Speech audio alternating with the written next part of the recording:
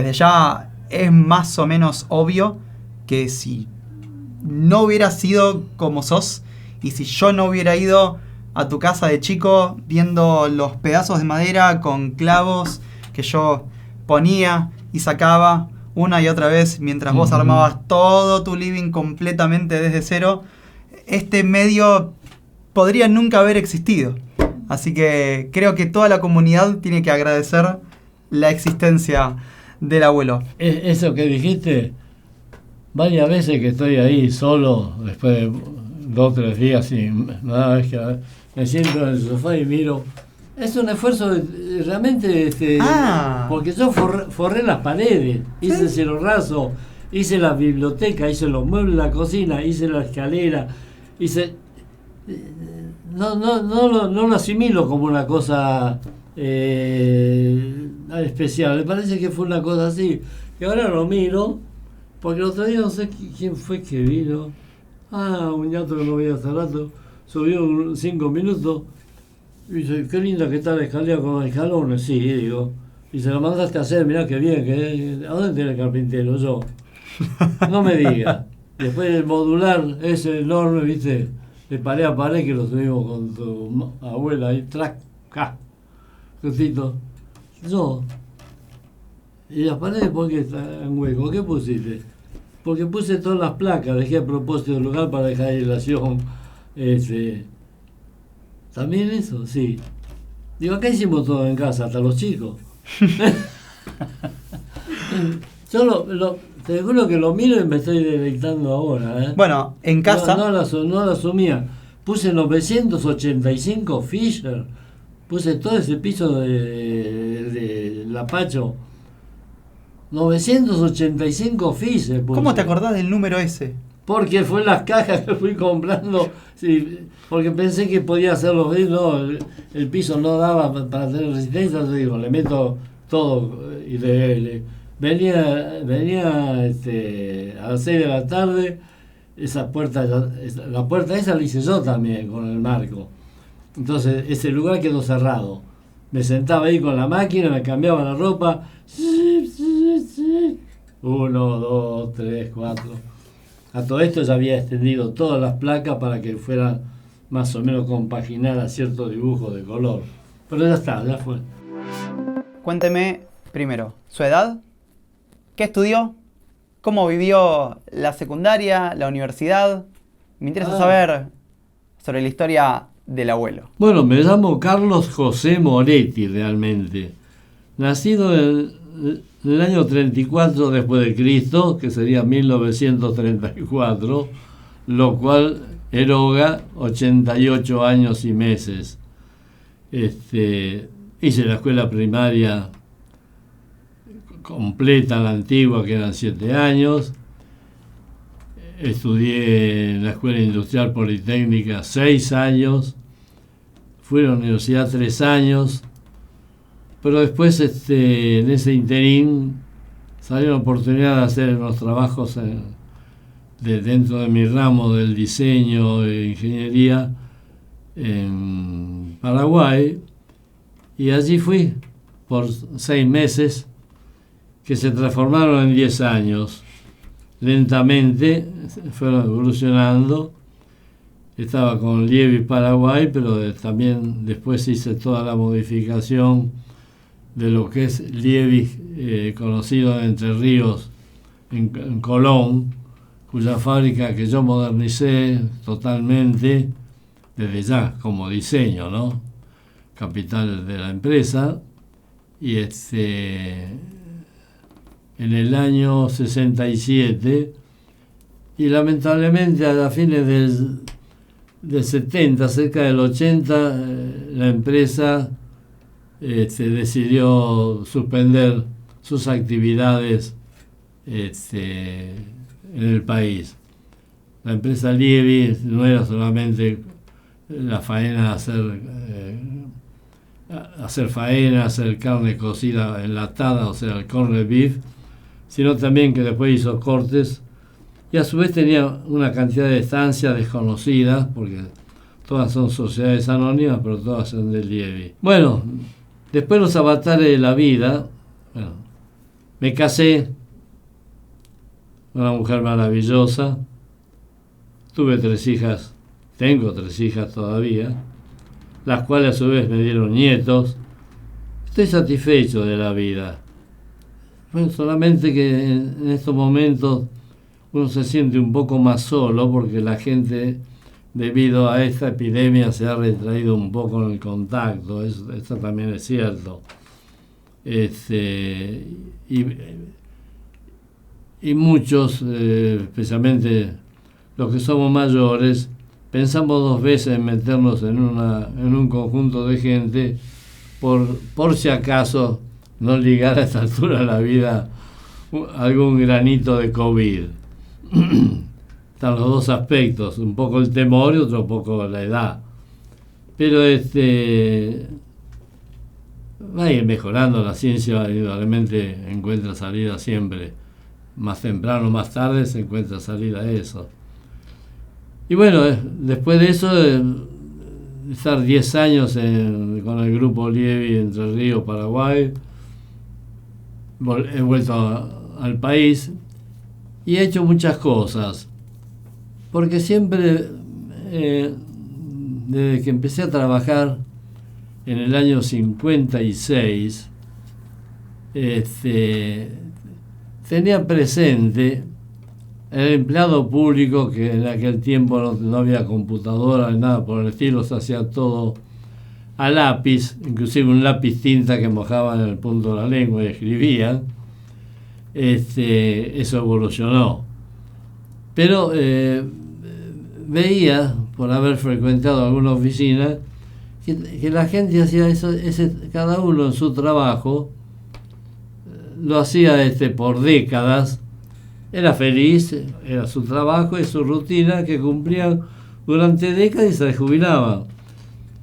A mí eso me pareció un poco que no era para mí.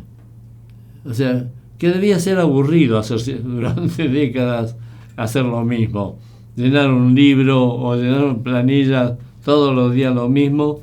No estoy criticando de ninguna manera, alguien tiene que hacer algo. Y entonces me llevó a incursionar un tiempo en la industria del papel, y del papel trabajé con unas máquinas, o sea, modificando unas máquinas importadas belgas que requerían aumentar la velocidad.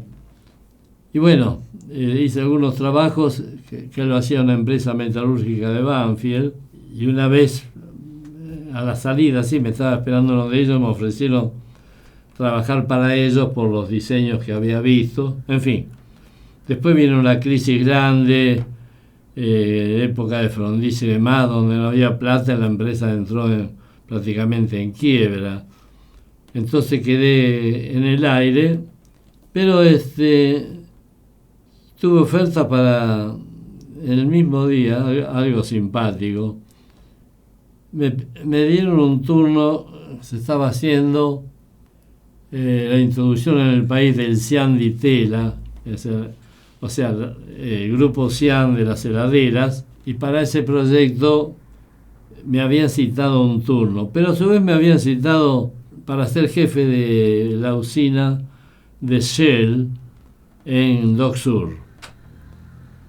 Y a la tardecita de ese mismo día, eran épocas que había trabajo, el grupo Lievi me esperaba en sus oficinas del centro, así que de Shell me fui a Lievi. Ahí estaba el que me llamó, casualmente era un ex jefe mío, y cuando yo trabajaba en La Blanca, que pertenecía al grupo Armour, el ingeniero Barr, excelente persona, no digo excelente en todo concepto, profesional, humano, un señor con todas las letras. Bueno, se acordó de mí, y como Paraguay entraba en una etapa también de inversiones y remodelación, me ofrecieron un puesto allá por 6 meses, el cual dije que sí, en el momento total, estaba soltero, no tenía ningún problema. La semana siguiente me fui. Y después, mientras estuve allá, en ese interín de los 6 meses, al par de meses me ofrecieron quedarme, Y bueno, dije que sí, el trabajo era interesante, me motivaba, poner en marcha, hacer primero viejas fábricas que estaban, no había plano, no tenía nada. Entonces tuve que realmente hacer los planos de la fábrica metro a metro con un par de ayudantes para saber cuánto tenía y cómo tenía en ese viejo establecimiento. Luego de eso, el proyecto de reubicación de maquinaria y lo que llevó a una racionalización que indudablemente e inevitablemente es duro, pero cuando el avance de la tecnología, la introducción de cada vez de máquinas más modernas cada vez, va reduciendo indudablemente la mano de obra de bajo nivel, ineludiblemente. Así que terminamos con 1.400 personas. Esa fábrica trabajaba en forma safrera, que se llama, de febrero hasta septiembre-octubre, según el estado del animal en esas zonas norteñas de pastos duros y crianza lenta. Y bueno, después me tuve que hacer cargo del inicio. Cambiamos de lugar prácticamente todas las máquinas, alineamos, usamos métodos más modernos de medición, y después me tuve que quedar ahí a cargo. Y así pasaron los años, un año, dos, después vine un año prácticamente estuve en Entre Ríos para la otra planta. Bueno, hice lo mismo.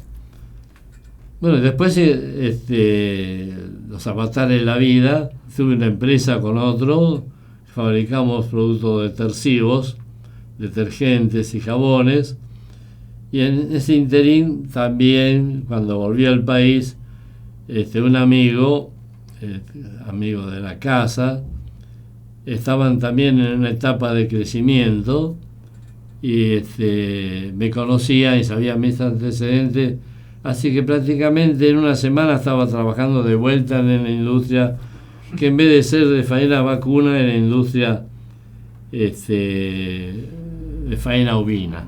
La empresa era Subga, la empresa más grande del mundo. Yo estaba en la parte de desarrollo, como siempre, la parte industrial, y buscaba equipamientos inherentes al trabajo, como pesado, control, tipificación. En Australia, considerado como Australia y Nueva Zelanda, los herederos ingleses son, digamos, los países con mayor producción de ovinos, porque la carne ovina es muy apreciada en Inglaterra como en sus adráctiles, que en este caso es Nueva Zelanda y Australia. Pero ellos tienen, desde el punto de vista de clasificación y de velocidad de trabajo, su velocidad de trabajo son de 450 ovinos por hora. Y en Subga yo he buscado sistemas pensando que como líderes en el mundo eran Australia, tendrían instrumentos, equipamiento o maquinaria para poder trabajar, realizar todos los trabajos encadenados, pero nuestras velocidades eran de 1.200 reses ovinas por hora. Inclusive en la época del mamón, que es cuando más, como siempre, en septiembre, octubre, noviembre empiezan los más chiquitos, después ya vienen los más grandes. Bueno, en todas las especies pasa lo mismo. Llegué a tener, pues yo revisaba a las mañanas las planillas de producción y hacían horas extra porque teníamos una producción de 14 mil ovinos por día, la más grande del mundo. ¿Qué año, más o menos? El año 70 hasta el año 75, 71, 75. La primera respuesta que recibía en aquella época era fax, no había nada más avanzado que el fax, que si estaba equivocado mi demanda, porque no se conocía, no tenía idea de equipamiento para trabajar a 1200 reses por hora. 3 veces más de lo que eran las normas inglesas. Como patear un hormiguero. ¿Cómo puede ser? Sí. Sí, cuando hay voluntad, cuando hay tecnología, cuando hay creatividad para ir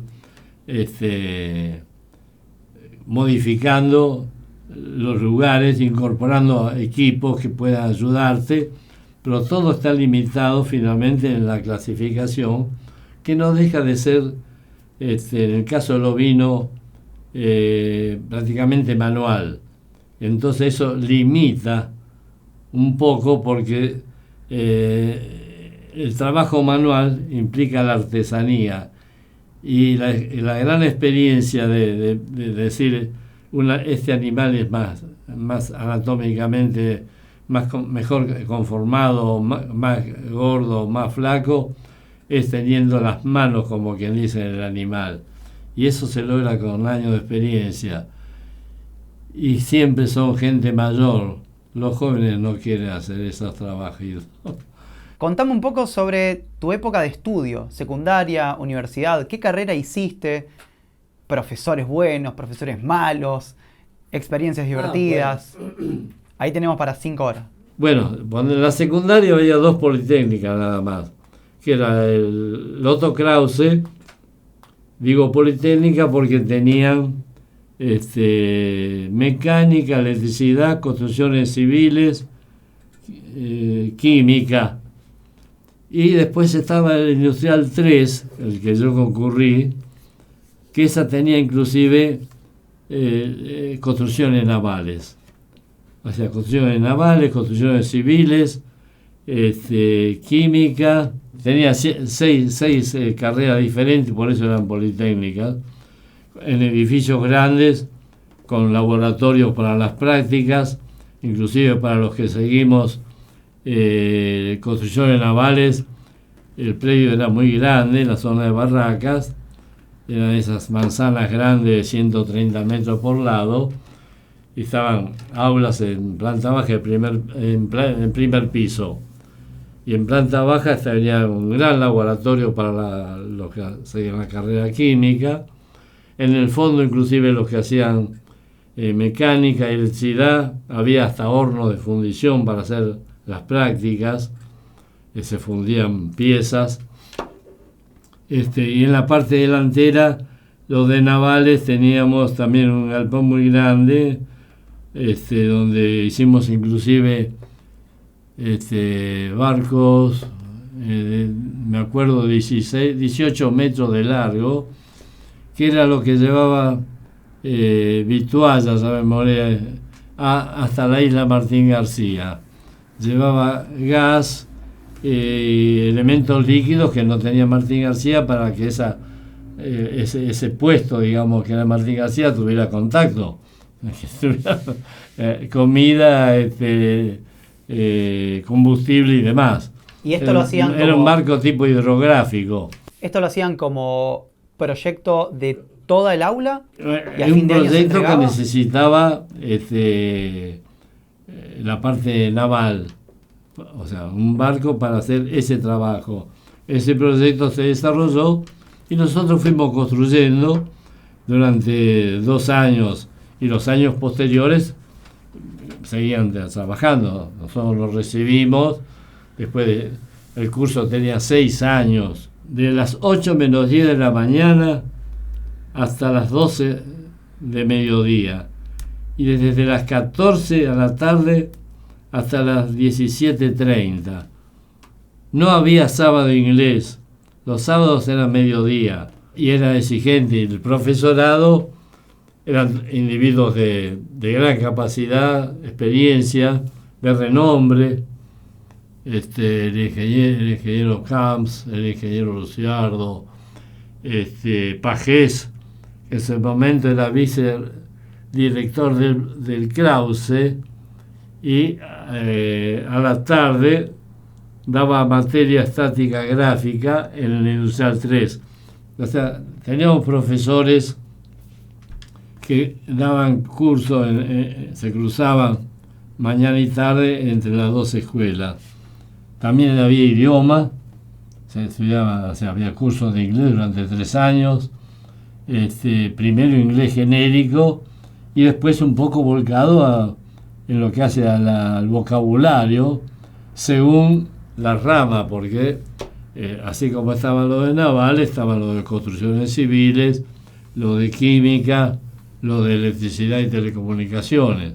Una profesora, de acuerdo siempre, que era profesora y era una de las vicedirectoras de energía atómica, eran profesores de concurso con antecedentes, que tuve la gracia y el placer de que fueran mis maestros. Y en ese tiempo eran 6 años de escuela secundaria. ¿Cómo salías de esta secundaria? ¿Te daban un título? ¿Tenías alguna tecnicatura en...? Claro. En la escuela secundaria, pasamos un poquito atrás y terminando, una vez cursado y aprobado todo ese paquete de materia durante 6 años, los trabajos prácticos, salían técnicos en electrónica, salíamos navales, técnicos navales, habilitados, luego, como yo que me matriculé, habilitados para firmar construcción de planos, así como en el trabajo civil, en el trabajo naval lo mismo. El barco requiere que profesionales firmen el diseño, resistencia, lo que fuera. Así que salían técnicos navales, técnicos químicos y construcciones civiles. Sería el maestro mayor de obras. ¿Alguna anécdota graciosa, divertida que te acuerdes específicamente de la secundaria? Tengo graciosa, pero sería alevosa. Una, fui yo el promotor.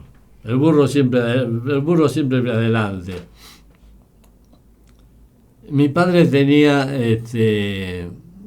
un revólver 32 corto, que no sé qué se habrá hecho de él, porque no nos olvidemos que estoy hablando de 60 y pico de años atrás. Un día me lo llevé a la escuela y a las 10 había un recreo grande, estábamos en primer piso y abajo había un comedor, un barcito para que una bebida, un sándwich, una empanada, en fin, para un tentempié. El que no llevaba podía bajar y comprarlo. Y arriba de eso estaban los ventanales de las aulas, entre ellas la nuestra, y no tuve mejor ocurrencia que agarrar, ir a la ventana y disparar un tiro con el revólver. Impresentable. Que no sé dónde habrá ido a parar la bala, y enseguida escondimos en el cielo raso, que se ve un poco, escondimos el revólver, porque aparecieron gran revuelo por el ruido. Los celadores, que eran todos unos tipos grandes, que si necesitaban un zamarreo también te lo daban, que no iban a tolerar más desplantes ni ruidos extraños. Y todos decíamos, sí señor, nosotros no fuimos. Tal vez quedó escondido ahí. Y ahí quedó. Puede ser. Después salí y me llevé el revólver para casa. Otra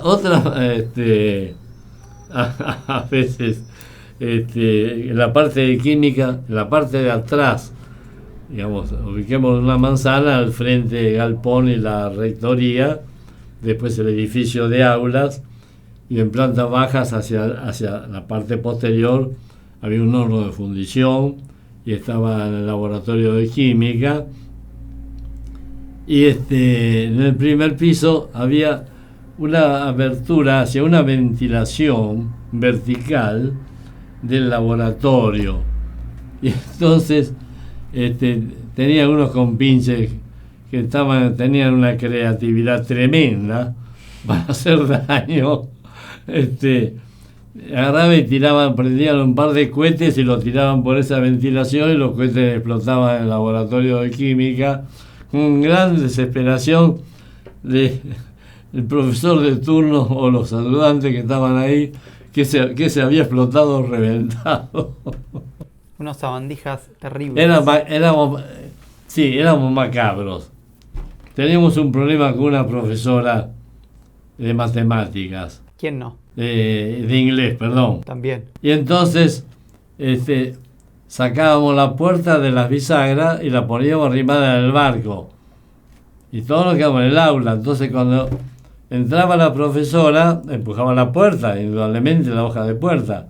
No estaba en la bisagra, así que caía con un estruendo tremendo que producía el enojo de la profesora, la venida de los celadores por el ruido y las promesas y las amenazas de expulsión. Iban a poner con 25 amonestaciones, se perdía el curso, con 30 días a la calle. Entonces te ponían 24 amonestaciones, no podíamos pestañear. Éramos un poco ásperos en las bromas también. Al doctor Bogoña, un profesor experto en el caso mío, el nuestro, en el área de navales, en derecho marítimo. Que él siempre entraba, no sé por qué, debería tener sus motivos, tendría que pensarlo, que quizás tuviera razón. Bueno, pero dejémoslo ahí. Entraba y me llamaba y me hacía sentar en el primer banco.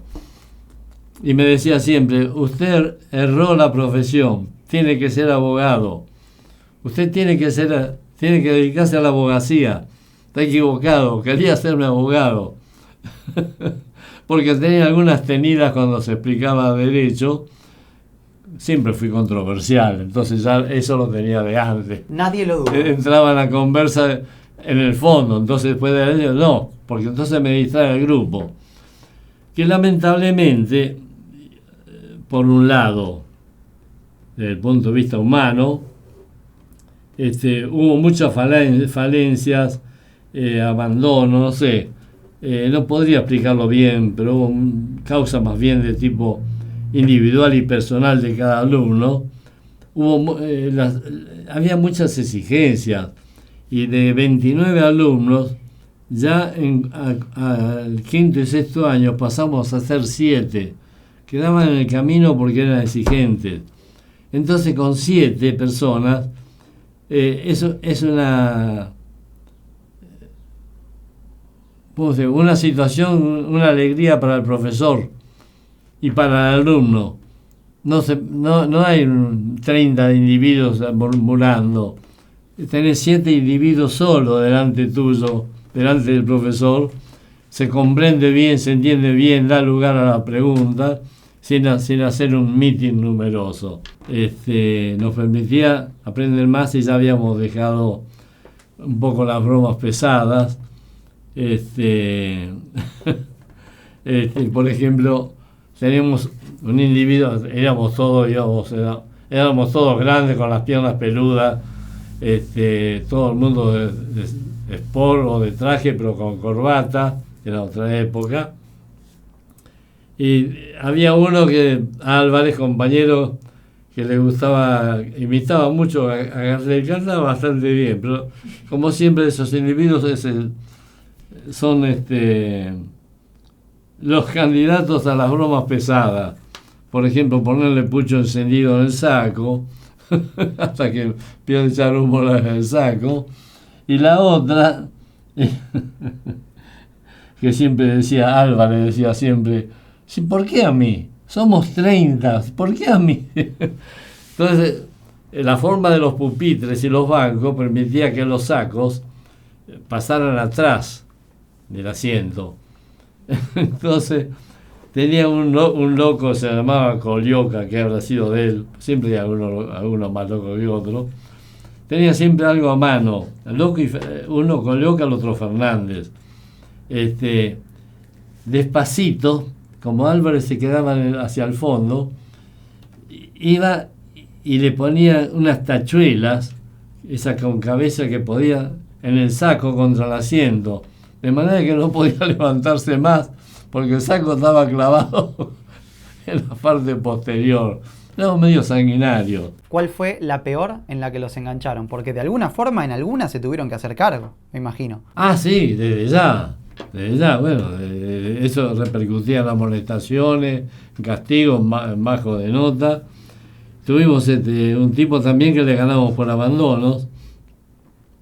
Había sido alumno de ahí, luego ingeniero mecánico, tenía un taller propio, medio ceseaba. Esos tipos brillantes. El tipo brillante generalmente le cuesta mucho que no lo siga. No es muy, no le gusta mucho que le repregunten cuando no se comprende. Lo dan por hecho. Los cerebros avanzados tienen esa ventaja o desventaja o trauma, como lo quieras llamar. Entonces entraba y sacaba la libreta para la clase, desarrollaba un tema fuera, digamos, derivada, integrales, matemáticas, y después entraba al otro día o día después, según los días que él tocaba, y agarraba la libreta y decía, fulano, a ver, y entonces, como generalmente había vacíos en esa enseñanza, adoptamos un día en una reunión, en un meeting secreto, decidimos decir que no sea. Y el primero en la lista era, lógicamente, Arach. Después de Arach, Canepa, después Cantón. Entonces sacaba la libretita, venía siempre apurado, te venía con el sobre todo y lo tiraba en el primer asiento vacío, sacaba la libretita, lo estoy viendo, lo ganaban dos. Arach, no sé. Canepa, no sé. Cantón, no sé. Moretti, Rodríguez, no sé. Entonces, tenía que hacer una nueva explicación o de bronca agarraba un tema avanzado, lo daba como por hecho y listo. A la segunda vez lo mismo. La tercera vez levantó el guardapolvo, sobre todo, y no vino nunca más. Pobre tipo. Momentos lindos, qué linda vida la de estudiantes. ¿Y en la universidad? ¿Qué pasó? La universidad fue dura, pues fue un momento donde justito era, a ver, déjame ubicar un poco los años. Contame, ¿a qué universidad fuiste? ¿Qué carrera hiciste? ¿Algunas Yo materias? empecé a hacer la carrera de ingeniería industrial. Bien. Iba a la universidad en ese tiempo de ingeniería, era el viejo edificio ese interminable de Las Heras y Pueyrredón, que nació como su estructura para hacer una escuela de abogacía y terminó siendo, y bueno, pasó de ingeniería. Ahí cursaban hasta tercer año, sí. Sí, yo quedé debiendo, o sea, llevé a cuestas una materia del primero, 2 del segundo, y en el tercero que venía mal fue cuando ya había empezado a trabajar en el frigorífico La Blanca después de haber hecho servicio militar, y entonces a veces es cierto, el dinero mata profesión, ¿no? Entonces se dieron una serie de circunstancias que mencioné, pero que ahora podemos encimarla. 21, 22 años, 23, universidad, frigorífico, ingresos, dinero, empezar, inclusive empecé a ser deportista para aquella época, digamos, comparando ahora, sería un profesional por el café con leche. Todo eso lleva a la distracción del objetivo de decir, me tengo que dedicar a estudiar nada más. No, hoy no voy porque tengo que jugar, mañana tengo que ir temprano a la fábrica. O sea, esa superposición de trabajo, deportes, universidad, fue pesada. A los 2 años y pico del frigorífico me fui a pasear papel, pasé a siderúrgica, la siderúrgica pasé de vuelta al frigorífico, del frigorífico volví al frigorífico, seguí con otro frigorífico, pasé por el vacuno, por el ovino, por el cerdo, y volví a hacer acero inoxidable, fabricación por acero inoxidable, junto con la industria química que tenía con otro. O sea que, y después hice carrocerías durante 3 años, fui el gerente de la fábrica de Coliqueo, allá en Arenales, después de Junín. O sea que anduve un poco, inclusive me di el gusto en un arranque de tomarme un año sabático. Estaba haciendo la planta alta de mi casa, nos habíamos mudado a pocas cuadras, ahí en la universidad, después de Montevieites, que estaba un hermano de Irma, que era una casa que tenía dormitorio disponible. Entonces, tenía mi vehículo mientras hacía la casa, a la mañana, y debe ser lindo, porque se puede gozar lindo cuando uno tiene 30 y pico de años, casi 40 ya.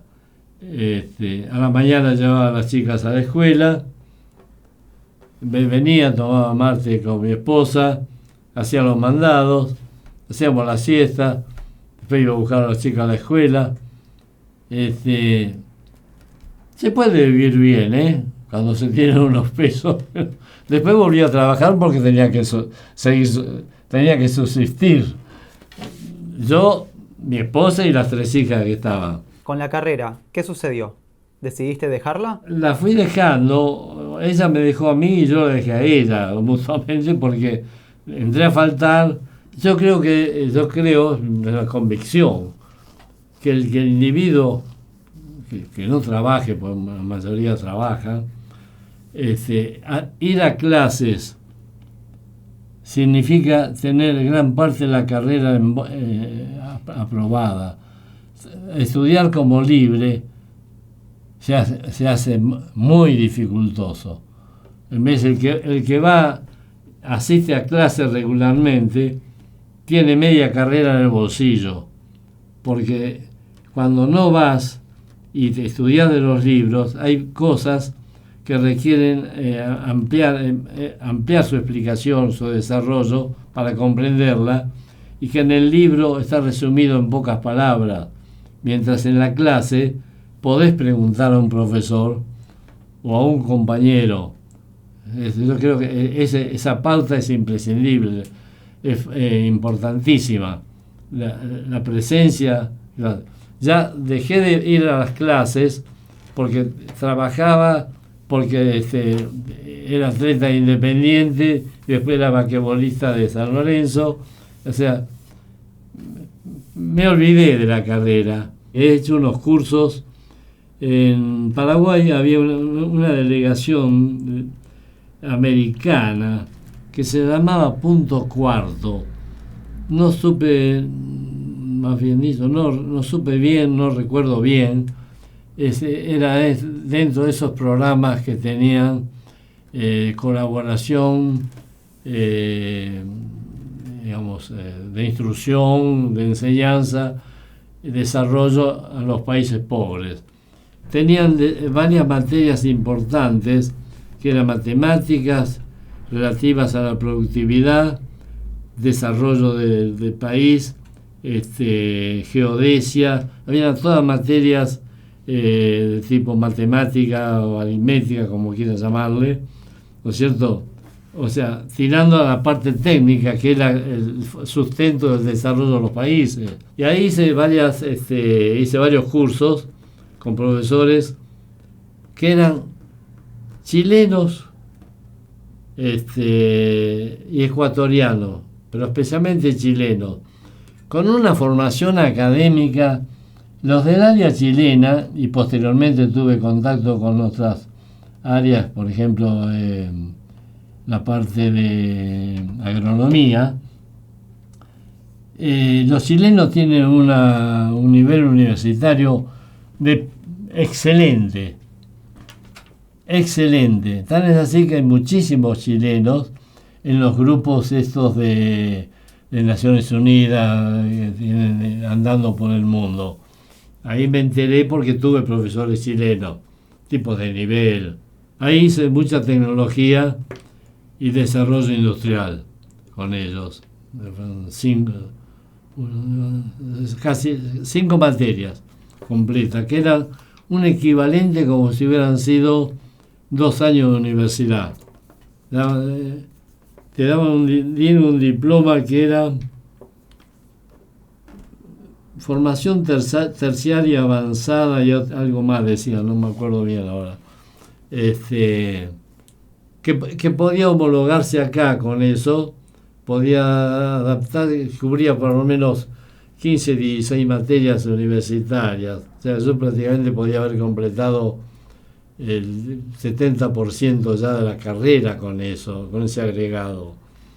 Divis permitía la concurrencia, en este caso mío, a esas clases. Pero cuando ya se tiene una familia, cuando yo volví ya con mi esposa y las 3 hijas, uno se ha aburguesado. Y retomar la carrera la intenté, y tengo parientes como mi primo que también reintentaron carreras, o sea, contador, que voy a hacer el doctorado, acá en La Plata, claramente.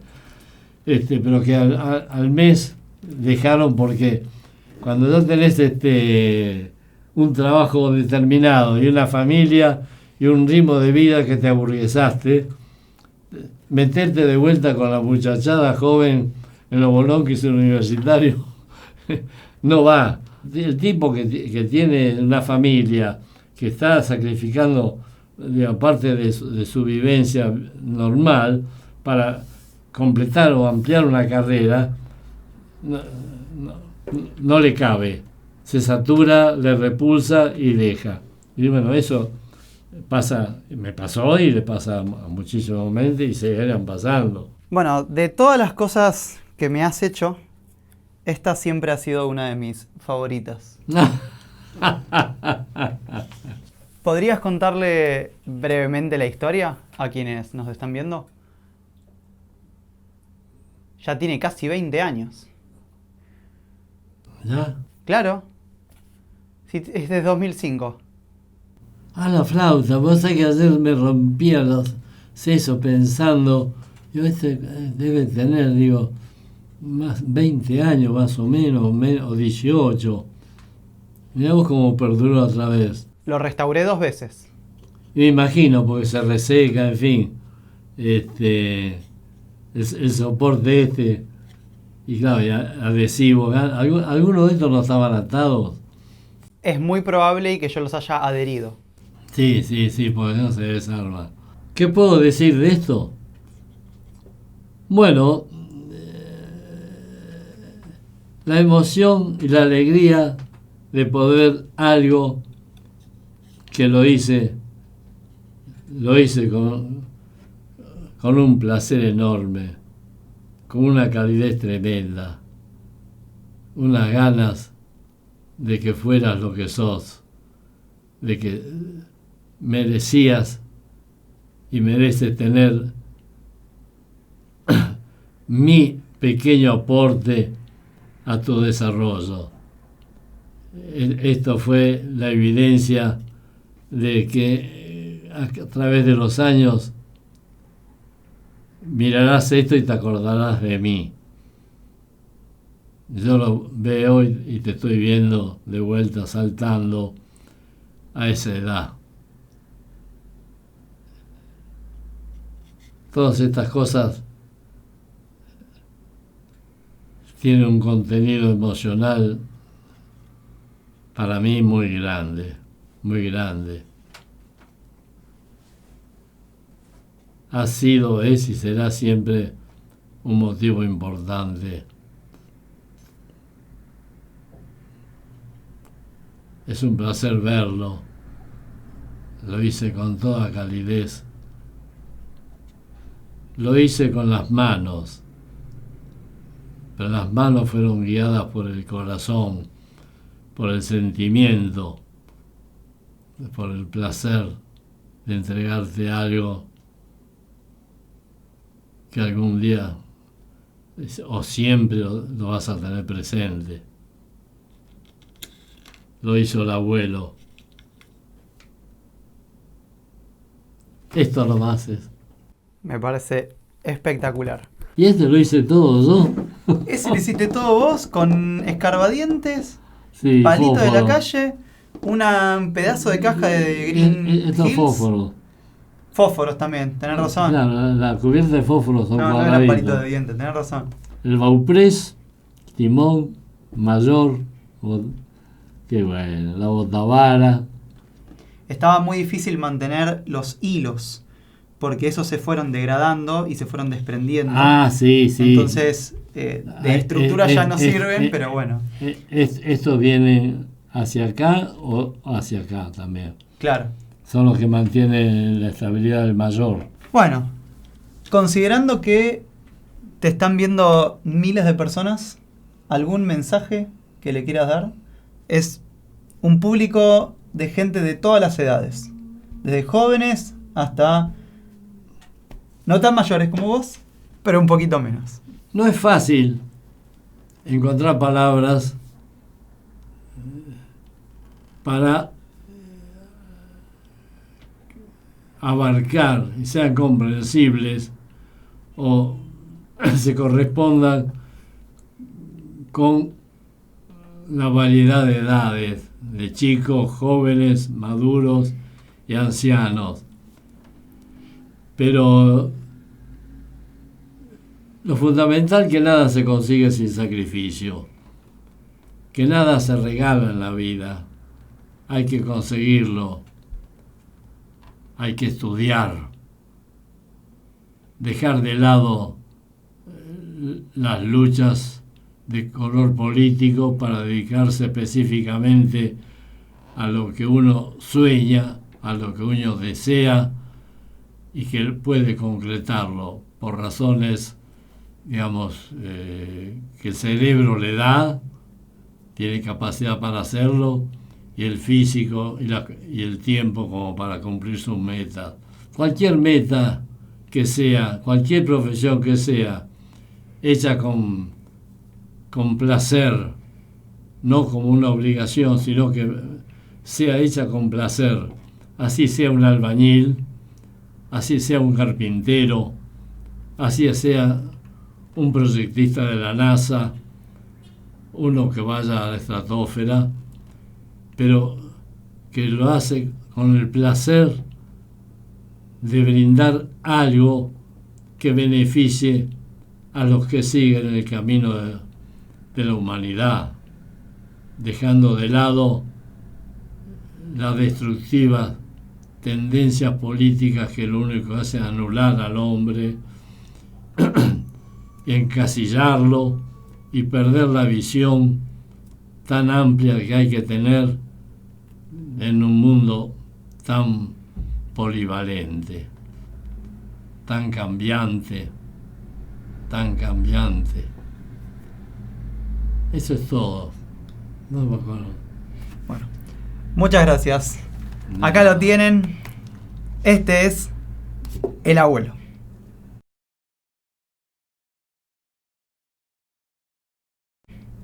Trabajé muchos años. Bueno, pero te mandaste unas cuantas vos también. Te mandaste unas cuantas tirando los petardos por, por las tuberías y demás. Así que trabajaste, pero te divertiste un rato. Qué agradable es esto. No, porque uno se obliga, a veces se pasa en el desarrollo y saltea años o cosas que sucedieron. Avanzás y te acordás. Yo realmente hice muchísimas cosas. Ahora, viéndolo con la distancia de los años, qué inconsciente que fui. Ahora, una consulta, antes de cerrar.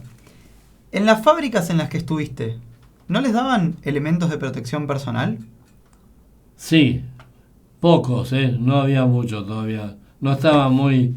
el tema de elementos de seguridad, título personal, era más bien la parte de manos, en guantes, el zapato fuerte por si acaso, pero en la parte, digamos, acústica o de visión no había mucho porque tampoco lo exigía el tipo de trabajo. Bueno, muchas gracias. Ya acá cortamos porque ya estamos. Es importantísimo.